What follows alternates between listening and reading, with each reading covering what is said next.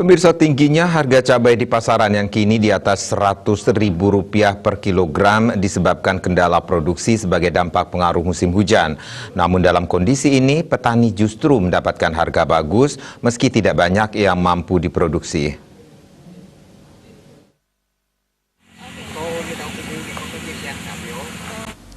Salah seorang petani hortikultura asal desa Goblek, Buleleng, Gede Swardike mengatakan, saat ini memang banyak kendala dalam produksi cabai. Ditemui di Denpasar, ia menjelaskan musim hujan membuat buah cabai mudah rontok sehingga panen pun tidak maksimal.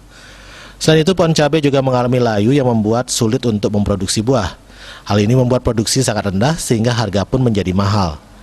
Dari segi produksi masih bisa dilakukan namun tidak maksimal. Tidak banyak yang bisa dipanen. Disinggung soal alternatif lain yang bisa dilakukan saat musim hujan, Swardike menyebut bisa diatasi dengan menggunakan penutup tanaman. Namun hal ini membutuhkan biaya yang banyak dan jarang petani mau menggunakannya. Terkait pemasaran, Swardike menyatakan tidak ada kendala. Bahkan dia kekurangan produk untuk memenuhi permintaan pasar. Demikian pula dari segi harga, petani saat ini mendapatkan harga bagus. Harga jual cabai khususnya cabai rawit di petani mencapai Rp90.000 hingga Rp100.000 per kilogram. Tergantung dari kualitas. Harga ini mampu memenuhi biaya produksi meski panen yang dilakukan tidak maksimal. Swardike yang sudah 10 tahun menjadi petani hortikultura mengakui kondisi seperti ini sudah menjadi agenda rutin setiap tahunnya. Musim hujan sudah dipastikan mempengaruhi produksi cabai dan memberikan harga tinggi.